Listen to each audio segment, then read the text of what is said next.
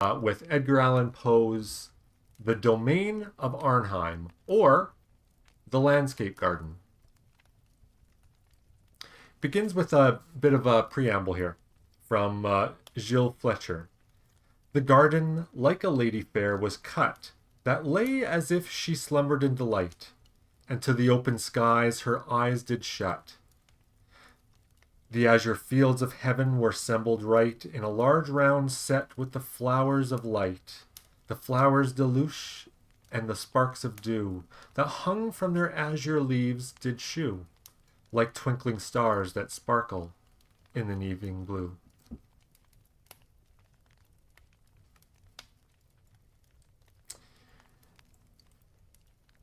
From his cradle to his grave, a gale of prosperity bore my friend Ellison along. Nor do I use the word prosperity in its mere worldly sense.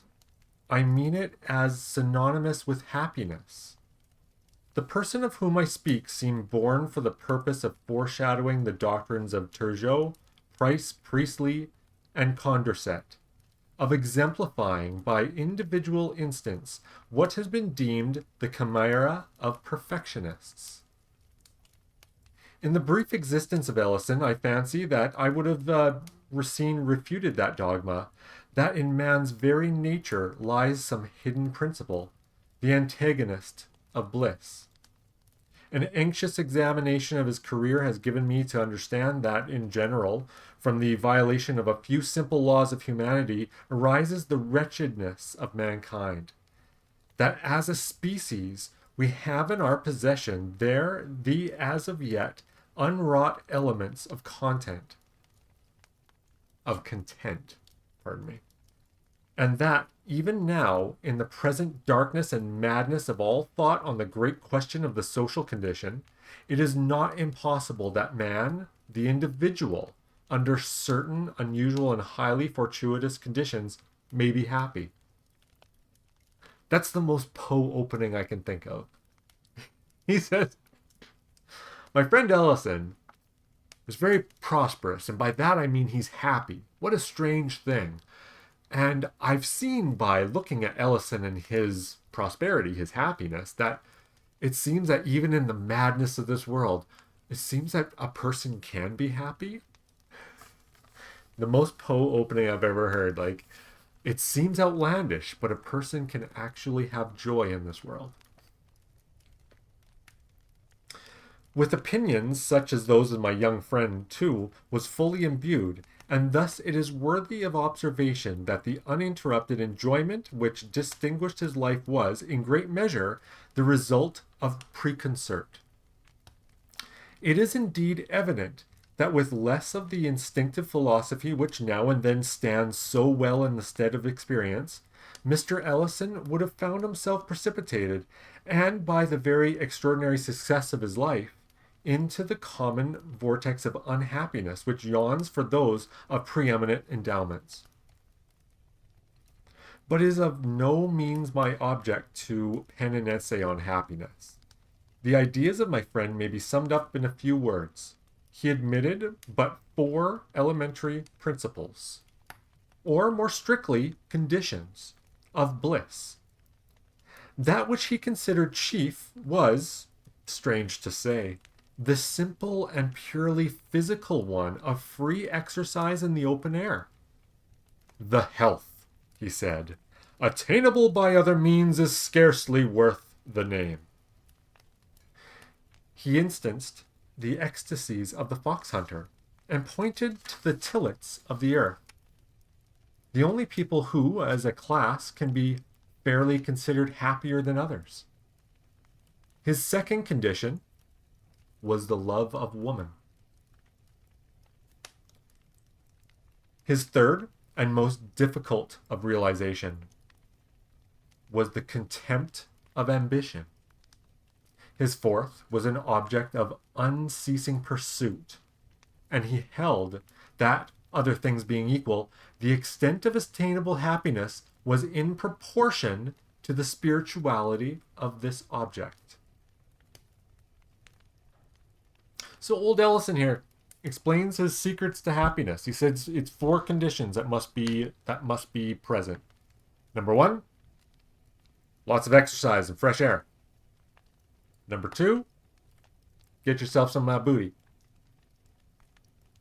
Number 3, shirk ambition. So that would do a lot of things. That would take away like jealousy. That would take away that sort of yearning, that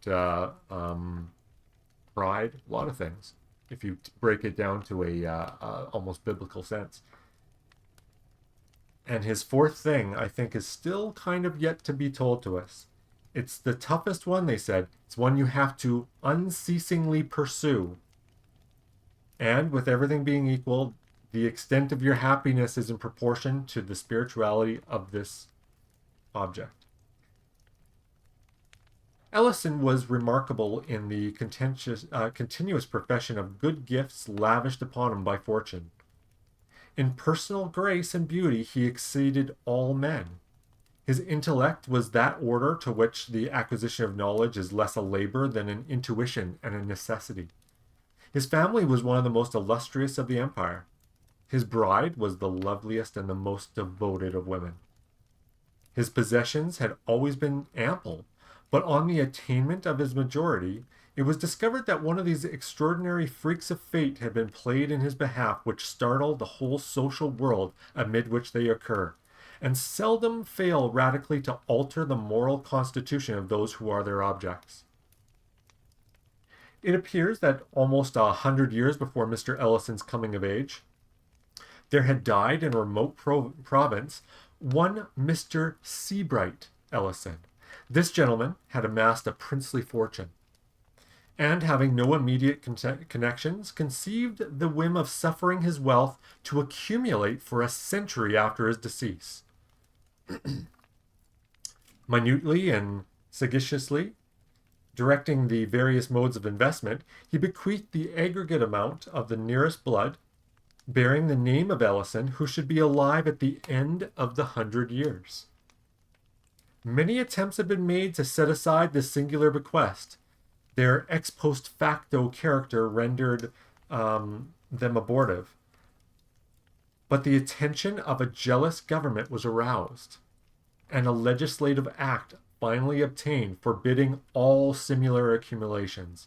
This act, however, did not prevent young Ellison from entering into possession on his 21st birthday as the heir, the single heir, of his ancestor Seabright, of a fortune of $450 million. We're talking 1890s money. $450 million. So we're talking billions in today's money. So, very odd thing that happened. Mr. Seabright Ellison, 100 years previous, had no living heir and said, here's what we're going to do. In my will, we're setting up investments for my money to grow for the next 100 years. Whoever is the living heir at that time gets it all. It was such a contested thing that the government had to step in and pass a law to forbid anyone else from doing this. But since it was the one that created the precedent, this was allowed to still go through. So this is how Ellison got all his money. And this kid, at 21 years old, is suddenly rolling large as a billionaire in the late 1800s. When it had become known that such was the enormous wealth inherited, there were, of course, many speculations as to the mode of its disposal. The magnitude and the immediate availability of the sum bewildered all who thought on the topic. You can imagine someone just suddenly being handed billions. The possessor of any appreciable amount of money might have been imagined to perform any one of 1,000 things. With riches merely surpassing those of any citizen, it would have been easy to suppose him engaging into supreme excess in the fashionable extravagances of his time, or busying himself with political intrigue, or aiming at ministerial power, or purchasing increase of nobility, or collecting large museums of virtue, or playing the munificent patron of letters, of science, of art, or endowing and bestowing his name upon extensive institutions of charity. But for the inconceivable wealth in the actual possession of the air, these objects and all ordinary objects were felt to afford too limited a field. Recourse was had to figures, and those but sufficed to confound. It was seen that even at 3%, the annual income of the inheritance amounted to no less than $13,500,000, which was $1,125,000 per month, or $36,986 per day, or $1,541 per hour, or $6.20 every minute that flew. This is Jeff Bezos money. This is beyond Jeff Bezos money. Thus, the usual track of supposition was thoroughly broken up. Men knew not what to imagine. There were some who even conceived that Mr. Ellison could divest himself of at least one half of his fortune, as of utterly superfluous opulence, enriching whole troops of his relatives by division of his superabundance. To the nearest of these he did, in fact, abandon the very unusual wealth that was his own before the inheritance. I was not surprised, however, to perceive that he had long made up his mind on a point which had occasioned so much discussion to his friends. Nor was I greatly astonished at the nature of his decision. In regard to individual charities, he had satisfied his conscience. In the possibility of any improvement, properly so called, being effected by the man himself or in the general condition of man, he had, I am sorry to confess it, little faith.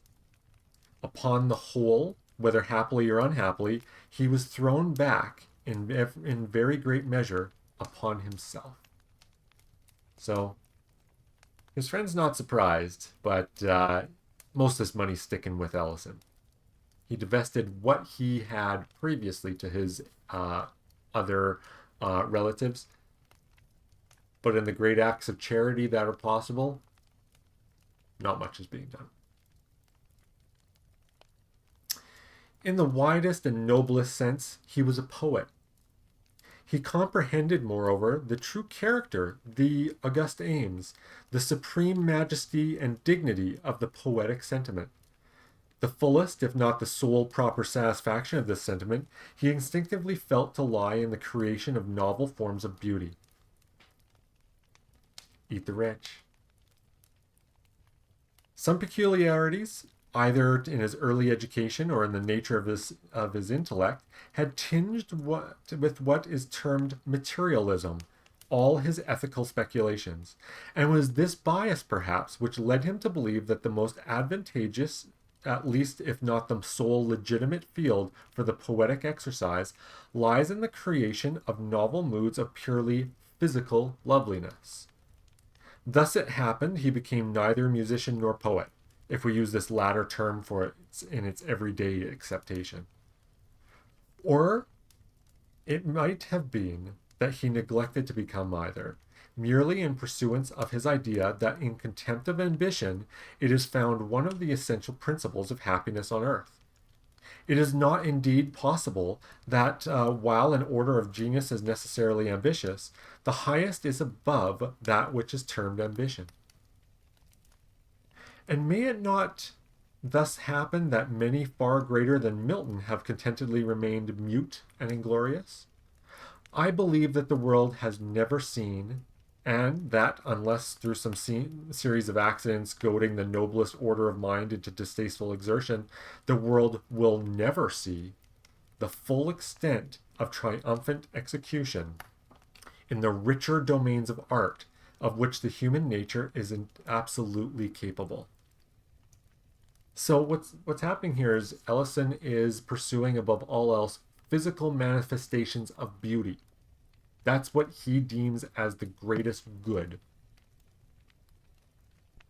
Ellison became neither musician nor poet, as I said, although no man lived more profoundly enamored to music or poetry. Under other circumstances than those which invested him, it is not impossible that he would have become a painter. Sculpture, although in its nature rigorously poetical, was too limited in the extent and consequences to have occupied at any time much of his attention. And I have now mentioned all the provinces in which the common understanding of the poetic sentiment has declared it capable of expatiating. But Ellison maintained that the richest, the truest, the most natural, if not altogether the most extensive province, has been unaccountably neglected. No definition had spoken of the landscape gardener as that of the poet. Yet it seemed to my friend that the creation of a landscape garden offered to the proper muse the most magnificent of opportunities. He wants to make a nice garden. That's where he sees people don't talk about art and poetry being done in a beautiful garden, a beautiful natural space. So here indeed is the faintest field for the display of imagination, the endless combining of forms of novel beauty, the elements to enter into combination being, by a vast superiority, the most glorious which the earth could afford. In the multiform and the multicolor of the flower and the tree, he recognized the most direct and energetic efforts of nature at physical loveliness. And in the direction or concentration of this effort, or more properly in its adaptation to the eyes which were to behold it on earth, he perceived that he should be employing the best means, laboring to the greatest advantage in the fulfillment not only of his own destiny as a poet, but of the august purposes for which deity had implanted the poetic sentiment in man. So this guy's really into plants, my guys. Really into it. He's going to make the nicest corn maze you've ever seen. Its adaptation to the eyes which you to behold it on earth. In his explanation of this phraseology, Mr. Ellison did much towards solving what has always seemed to be an enigma. I mean the fact, which none but the ignorant dispute, that no such combination of scenery exists in nature as the painter of genius might produce. No such paradises are to be found in reality as we have glowed on the canvas of Claude. In the most enchanting of natural landscapes, there will always be found a defect or an excess. Many excesses and defects. Hey, Craig. We're reading The Domain of The Domain of Arnheim by Edgar Allan Poe. Good to see you. Okay. So, Ellison here, just to catch you up, this fellow Ellison, by strange circumstances, has gotten himself the modern equivalent of many billions of dollars in an inheritance. He says, there's a lot of things people could do with this money. You could build a wing in a hospital. You could do some charity work. You could do various endowments. You could enrich your own family or others. He says, no, you know what I want to do? I want to make the best darn garden you've ever seen in your life. No one has ever thought about art as being, the main domains of art, the provinces of art are sculpture, painting, and so on. Musicians, all that, poetry, literature. He says, you know what? No one's ever had the means to go as far as I want to go about creating the perfect landscape. There are no landscapes that live up to what a painter could create. So I want to make a natural space that is free from all defects or excesses. That is the literal perfection. Doesn't seem easy.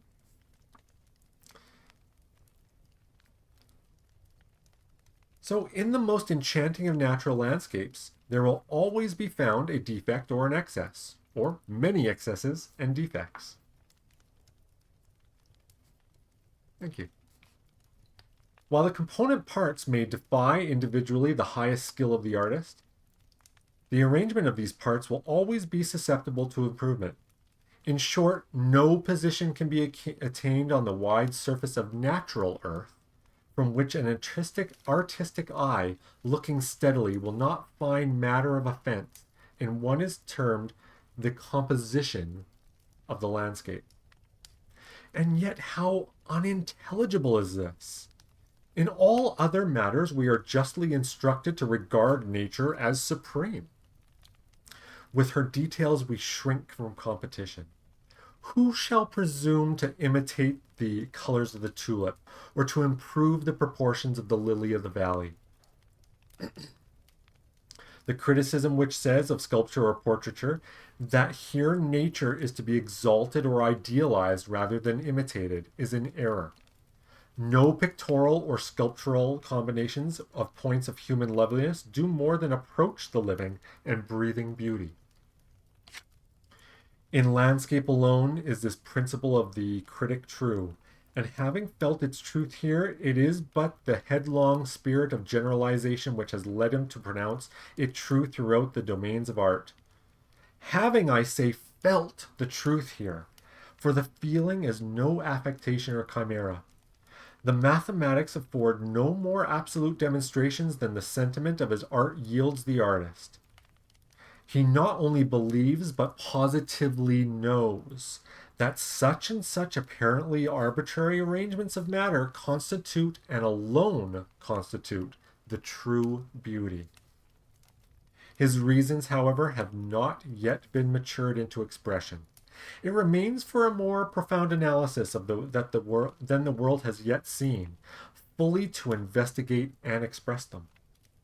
Nevertheless, he is confirmed in his instinctive opinions by the voice of all his brethren. Let a composition be defective. Let an emendation be wrought of its mere arrangement of form. Let this emendation be submitted to every artist in the world. By each will its necessity be admitted.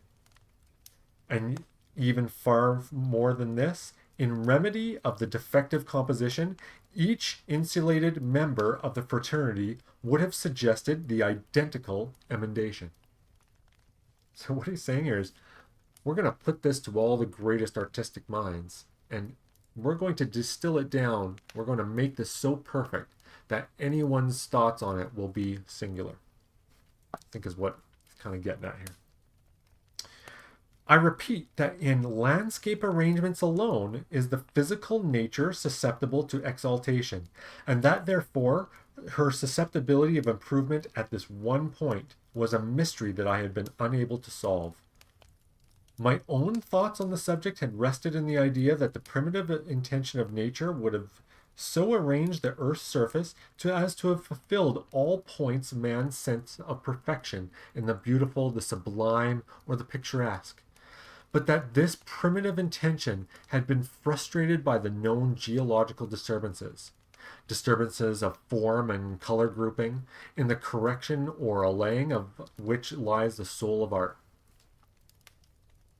The force of this idea was much weakened, however, by the necessity which it involved in considering the disturbances abnormal and unadapted to any purpose. It was Ellison who suggested that they were prognostic of death. He thus explained, admit the earthly immortality of man to have been the first intention. We have then the primitive arrangement of the earth's surface adapted to this blissful estate, as not existent but designed. He's an intelligent design kind of guy. The disturbances were the preparations for his subsequently conceived deathful condition. Now, said my friend, what we regard as exaltation of the landscape may be really such as respects only the moral or human point of view. Each alteration of the natural scenery may possibly affect a blemish in the picture, if we can suppose this picture viewed at large, in mass, from some point distant on the Earth's surface, although not beyond the limits of its atmosphere. It is easily understood that what might improve a closely scrutinized detail may at some time injure a general or more distinctly observed effect. There may be a class of beings, human once, but now invisible to humanity, to whom from afar our disorder may seem order, our unpicturesqueness picturesque. In a word, the earth angels. For those scrutiny more especially than our own, and for whose death refined appreciation of the beautiful may have set in array by God the wide landscape gardens of the hemispheres.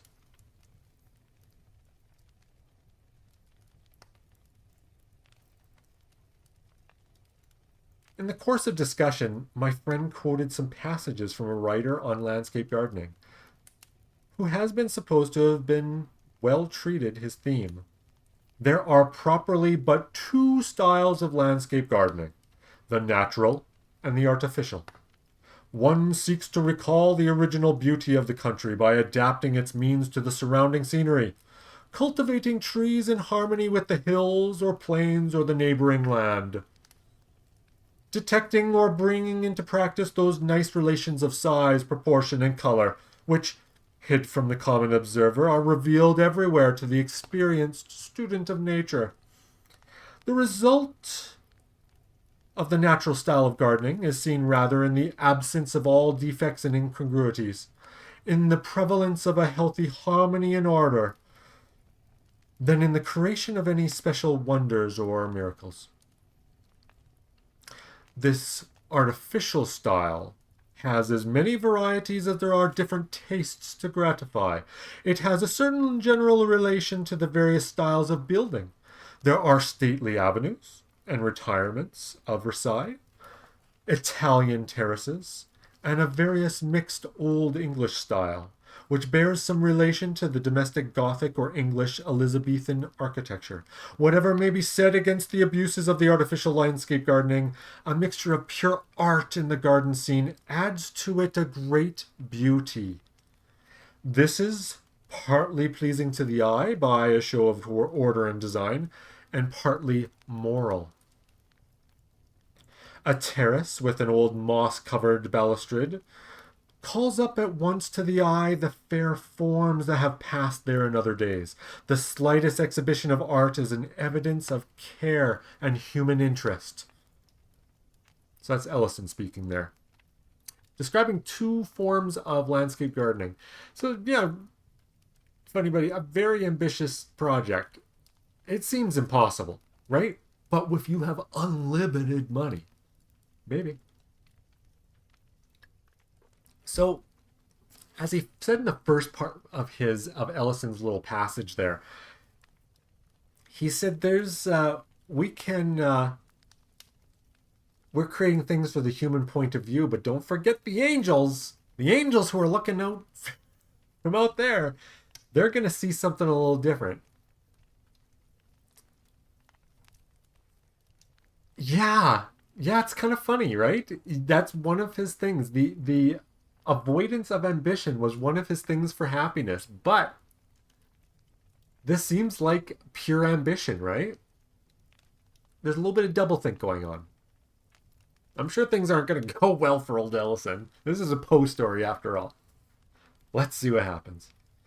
From what I have already observed, said Ellison, you will understand that I reject the idea here expressed of recalling the original beauty of the country. The original beauty is never so great as that which may be introduced. Of course, everything depends on the selection of a spot with capabilities.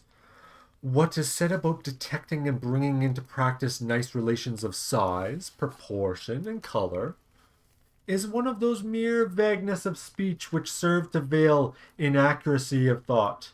The phrase quoted may mean anything or nothing and guides in no degree. the true result of the natural style of gardening is seen rather than in the absence of all defects and incongruities, than in the creation of a special wonder or miracle, is the proposition better suited to the groveling apprehension of the herd than to the fervid dreams of a man of genius.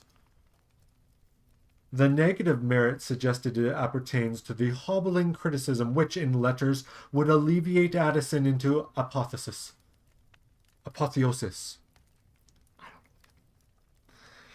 In truth, while that virtue which consists in the mere avoidance of vice appeals directly to the understanding, and can thus be circumscribed in rule, the loftier virtue which flames in creation can thus be can be apprehended in its results alone. Rule applies but to the merits of denial, to the excellencies which refrain. Beyond these, the critical art can but suggest. We may be instructed to build a Cato, but we are in vain told how to conceive a Parthenon or an Inferno. The thing done, however, the wonder accomplished, and the capacity for apprehension becomes universal. The sophists in the negative school who, through inability to create, have scoffed at creation, are now found the loudest in applause. What in its chrysalis condition of principle affronted their demure reason never fails in its maturity of accomplishment to extort admiration from their instinct of beauty. So Ellison wants to really we spoke about two kinds of landscape gardening, the natural, the artificial. He's going to embrace the artificial. He's thinking about the artistry of this. Creating something which has so much inherent beauty that, as he says here, the biggest academics, these sophists, that of the negative school, who, because they can't make anything, he's doing the old, let's say you create something if you want to scoff at it. He wants to make something so beautiful that they will, no doubt, just be unable to scoff at something so beautiful. Everything will tickle that little funny bone of beauty. The author's observations on the artificial style, continued Ellison, are less objectionable. A mixture of pure art in a garden scene adds to it a great beauty. This is just, as also is the reference to the sense of human interest. The principle expressed is incontrovertible, but there may be something beyond it. There may be an object in keeping with the principle, an object unattainable by the means ordinarily possessed by individuals, yet which, if attained, would lend a charm to the landscape garden far surpassing that which a sense of merely human interest could bestow. A poet, having very unusual pecuniary resources, might, while retaining the necessary idea of art or culture, or, as our author expresses it, of interest, so imbue his designs at once with extent and novelty of beauty, as to convey the sentiment of spiritual interference. It will be seen that in bringing about such result he secures all the advantages of interest or design, while relieving his work of the harshness or technicality of the worldly art. In the most rugged of wildernesses, in the most savage of the scenes of pure nature, there is apparent art of a creator. Yet this art is apparent to reflection only. In no respect has it the obvious force of a feeling. Now let us suppose this sense of the almighty design to be one step depressed, to be brought into something like harmony or consistency with the sense of human art, to form an intermedium between the two.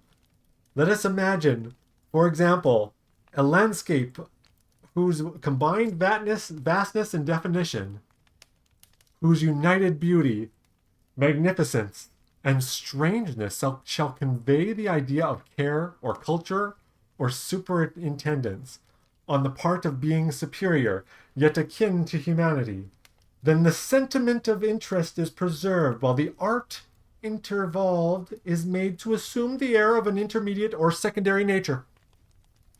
A nature which is not God, nor an emanation from God, but which still is nature in the sense of the handiwork of the angels that hover between man and God. This guy's got some funny ideas. I've got this funny cat. Juniper is here to lend a hand now. Oh, I can't reach the camera to put it more on Juniper. Oh well. She'll stand up in a minute. So he's taking a little bit from nature and a little bit from artificial. A little bit of both. He wants rule, he wants design, and it's all about the art and the beauty. It was in devoting his enormous wealth to the embodiment of a vision such as this, in the free exercise in the open air, ensured by the personal superintendence of his plans, in the unceasing object from which these plans afforded, in the high spirituality of the object, in the contempt of ambition which it enabled him truly to feel, in the perennial springs from which it gratified, without possibility of satiating, that one master passion of his soul, the thirst for beauty. Above all, it was in the sympathy of a woman, not unwomanly, whose loveliness and love enveloped his existence in the purple atmosphere of paradise, that Ellison thought to find and found exemption from the ordinary cases of humanity, which a far greater amount of positive happiness than ever glowed in the rapt daydreams of de Staël. So, we've seen now the object that he's after. And by focusing on this singular object, this is how he sees himself as abandoning ambition for anything else. He's got a singular focus. So he has no other ambitions. Of course, like we said earlier, you need billions of dollars to be able to do that, right? To be able to say, I'm going to do this one thing and only this one thing, like say, build a really ugly rocket ship and take it to almost space. You have to be a billionaire making thousands of dollars per second.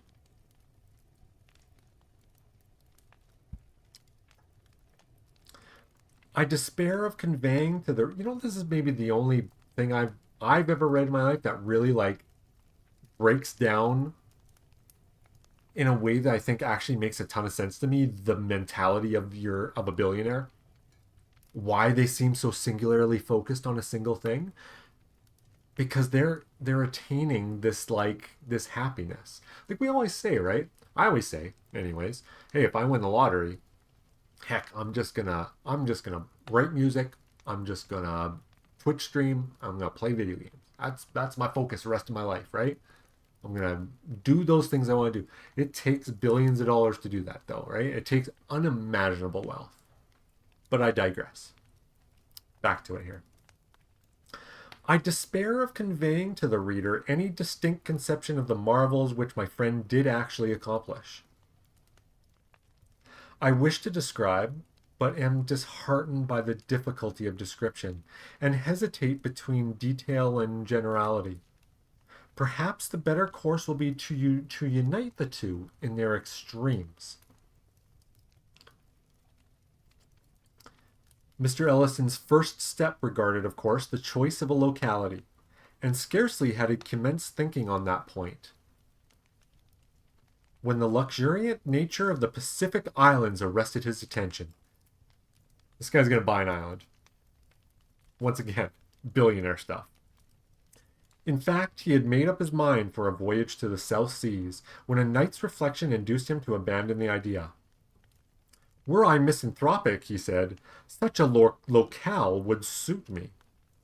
The thoroughness of its insulation and seclusion, and the difficulty of ingress and egress would in such case be the charm of charms. But as yet I am not to moan. I wish the composure but not the depression of solitude, There must remain with me a certain control over the extent and duration of my repose. There will be frequent hours in which I shall need too the sympathy of the poetic in which I have done.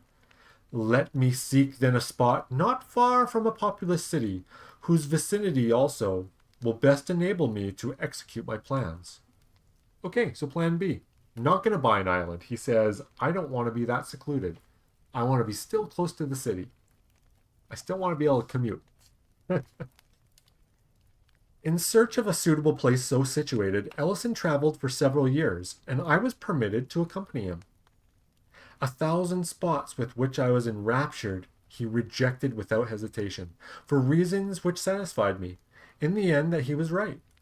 We came at length to an elevated tableland of wonderful fertility and beauty, affording a panoramic prospect very little less in extent than that of Etna, and, in Ellison's opinion as well as my own, surpassing the far-famed view from the mountain in all the true elements of the picturesque.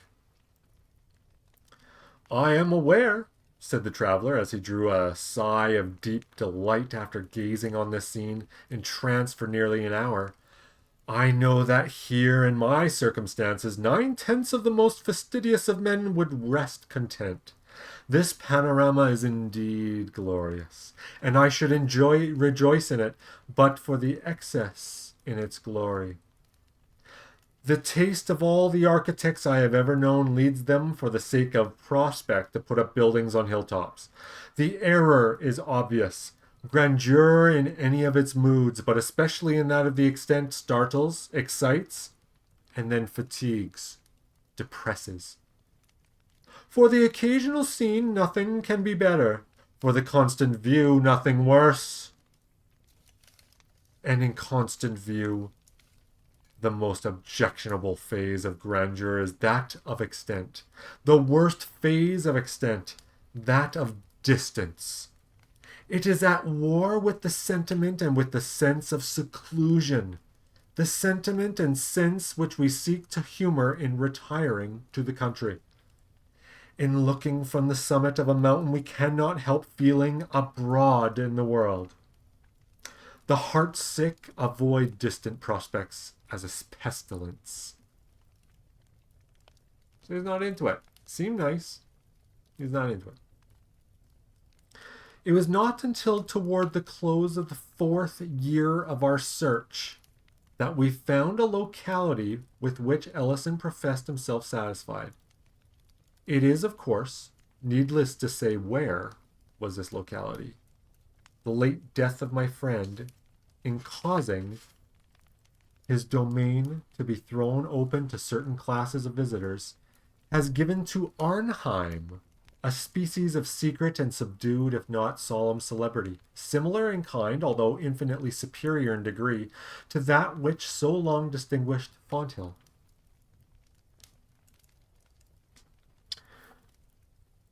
The usual approach to Arnheim was by the river. The visitor left the city in the early morning. During the forenoon he passed between shores of a tranquil and domestic beauty, on which he grazed innumerable sheep, their white fleeces spotting the vivid green of rolling meadows. By degrees, the idea of cultivation subsided into that of merely pastoral care. This slowly became merged in a sense of retirement, this again in the consciousness of solitude. As the evening approached, the channel grew more narrow, the banks more and more precipitous, and these latter were clothed in richer, more profuse, and more somber foliage. I get all 3 cats running around here. The water increased in transparency. The stream took 1,000 turns, so that at no moment could its gleaming surface be seen for a greater distance than a furlong. At every instant the vessel seemed imprisoned within an enchanted circle, having insuperable and impenetrable walls of foliage, a roof of ultramarine satin, and no floor, the keel balancing itself with admirable nicety on that phantom bark which, by some accident having been turned upside down, floated in constant company with the substantial one, for the purpose of sustaining it. The channel now became a gorge, although the term is somewhat inapplicable, and I employ it merely because the language, has no word which better represents this most striking, not the most distinctive, feature of the scene. The character of gorge was maintained only in the height and parallelism of the shores. It is lost altogether in its other traits.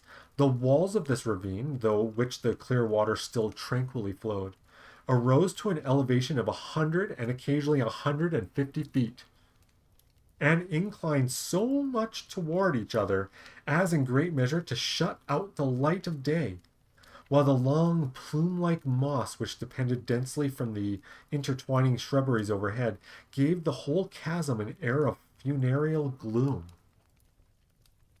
The windings became more frequent and intricate, and seemed often if returning in upon itself, so that the voyager had long lost all idea of direction. He was, moreover, enwrapped in an exquisite sense of the strange. Remember, Ellison was talking about a strangeness earlier. So we're getting to the heart of this thing. The thought of nature still remained, but her character seemed to have undergone modification. There was a weird symmetry, a thrilling uniformity, a wizard propriety in her works. Not a dead branch, not a withered leaf, not a stray pebble, not a patch of brown earth was anywhere visible. The crystal water welled up against the clean granite, or the unblemished moss, with a sharpness of outline that delighted while it bewildered the eye. Having threaded the mazes of the channel for some hours, the gloom deepening every moment, a sharp and unexpected turn of the vessel brought it suddenly, as if dropped from heaven, into the circular basin of a very considerable extent, when compared with the width of the gorge. It was about 200 yards in diameter, and girt in all points but one, that immediately fronting the vessel as it entered, by hills equal in general height to the walls of the chasm, although of a thoroughly different character. Their sides sloped from the water's edge at an angle some 45 degrees, and they were clothed from base to summit, not a perceptible point escaping, in a drapery of the most gorgeous flower blossoms, scarcely a green leaf being visible among the sea of odorous and fluctuating color. This basin was of great depth, but so transparent was the water that the bottom, which seemed to consist of a thick mass of small, round alabaster pebbles, was distinctly visible by glimpses. That is to say, whenever the eye could permit itself not to see, far down in the inverted heaven, the duplicate blooming of the hills. On the latter, there were no trees, not even shrubs of any size. The impressions wrought on the observer were those of richness, warmth, color, quietude, uniformity, softness, delicacy, daintiness, voluptuousness, and a miraculous extremeness of culture that suggested dreams of a new race of fairies, laborious, tasteful, magnificent, and fastidious. But as the eye traced upward the myriad-tinted slope, from its sharp junction with the water to its vague termination amid the folds of overhanging cloud, it became indeed difficult not to fancy a panoramic cataract of rubies, sapphires, opals, and golden onyxes, rolling silently out to the sky. The visitor, shooting suddenly into this bay from the gloom of that ravine, is delighted but astounded by the full orb of the declining sun, which he had supposed to be already far below the horizon, but which now confronts him and forms the sole termination of an otherwise limitless vista seen through another chasm-like rift in the hills. But here the voyager quits the vessel, which has borne him so far, and descends into a light canoe of ivory, stained with arabesque devices in vivid scarlet, both within and without. The poop and beak of this boat rise high above the water with sharp points, so that the general form is that of an irregular crescent. We're moving from that small vessel to a larger, even more opulent one. It lies on the surface of the bay with the proud grace of a swan. On its ermine floor reposes a single feathery paddle of satin wood, but no oarsman or attendant is to be seen. The guest is bidden to be of good cheer, that the fates will take care of him. The larger vessel disappears and he is left alone in the canoe, which lies apparently motionless in the middle of the lake. While he considers what course to pursue, however, he becomes aware of a gentle movement of the ferry bark. It slowly swings itself around until its prow points towards the sun. It advances with a gentle but gradually accelerated velocity, while the slight ripples in it seems to create about the ivory side in divinest melody, seem to offer the only possible explanation of the soothing yet melancholy music from which now unseen origin the bewildered voyager looks around him in vain. It's getting a little odd. The canoe steadily proceeds, and the rocky gate of the vista is approached, so that its depths can be more distinctly seen. To the right arise a chain of lofty hills, rudely and luxuriantly wooded. It is observed, however, that the trait... Oh, are you going to jump up here? Hi. Hi, cat. Off you go. Sorry about that. Oh, he's coming back. Here. Sorry, it's a cat break. It's a cat break. It's always a cat break.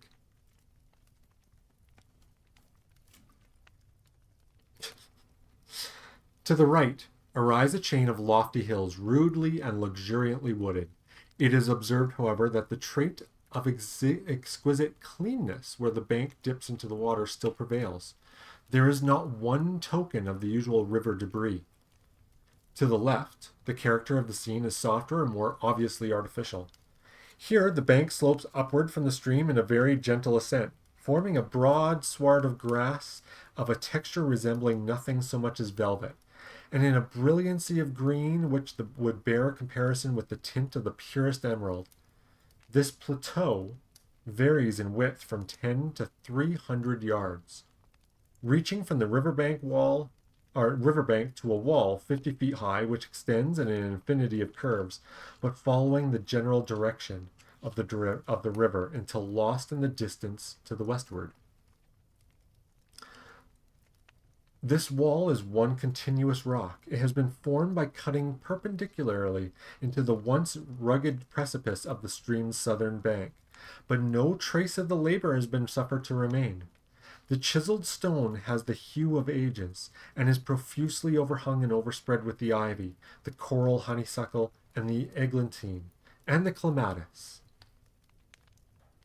The uniformity of the top and bottom lines of the wall is fully relieved by occasional trees of gigantic height, growing singly or in small groups, both along the plateau and in the domain behind the wall, but in close proximity to it, so that the frequent limbs of the black walnut especially reach over and dip their pendant extremities into the water. Further back within the domain, the vision is impeded by an impenetrable screen of foliage. These things are observed through the canoe's gradual approach to what I have called the gate of the vista. On drawing nearer to this, however, its chasm-like appearance vanishes. A new outlet from the bay is discovered to the left, in which direction the wall is also seen to sweep, still following the general course of the stream. Down this new opening the eye cannot penetrate very far, for the stream, accompanied by the wall, still bends to the left until both are swallowed up by the leaves. Sounds like a theme park ride. It basically is, really. The boat, nevertheless, glides magically into the winding channel, and here the shore opposite the wall is found to resemble that opposite the wall in the straight vista. Lofty hills rising occasionally into mountains, and covered with vegetation and wild luxuriance, will still shut the scene. Floating gently onward, but with a velocity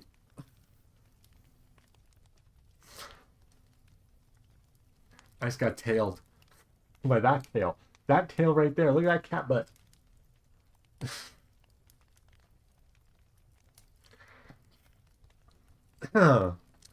Floating gently onward, but with a velocity slightly augmented, The voyager, after many short turns, finds his progress apparently barred by a gigantic gate, or rather, door of burnished gold, elaborately carved and fretted, and reflecting the direct rays of the now fast sinking sun with an effulgence that seems to wreathe the whole surrounding forest in flames. This gate is inserted in the lofty wall, which here appears to cross the river at right angles. In a few moments, however, it is seen that the main body of water still sweeps into a gentle and extensive curve to the left, the wall following it as before, while a stream of considerable volume, diverging from the principal one, makes its way, with a slight ripple, under the door, and thus hidden from sight. The canoe falls into the lesser channel and approaches the gate. Its ponderous wings are slowly and musically expanded. The boat glides between them and commences a rapid descent into a vast amphitheater entirely begirt with purple mountains, whose bases are laved by a gleaming river throughout the full extent of their circuit. Meantime, the whole paradise of Arnheim bursts upon the view. There is a gush of entrancing melody. There is an oppressive sense of sweet, strange odor. There is a dreamlight like intermingling to the eye of tall, slender eastern trees, bosky shrubberies, flocks of golden and crimson birds, lily-fringed lakes, meadows of violets, tulips, poppies, hyacinths, and tuberoses, long intertangled lines of silver streamlets, and, upspringing confusedly from amid all, a mass of semi-Gothic, semi-Saracenic architecture, sustaining itself by miracle in mid-air, glittering in the red sunlight with 100 oriels, minarets, and pinnacles, and seeming the phantom handiwork conjointly of the sylphs, of the fairies, of the genii, and of the gnomes. That's the story.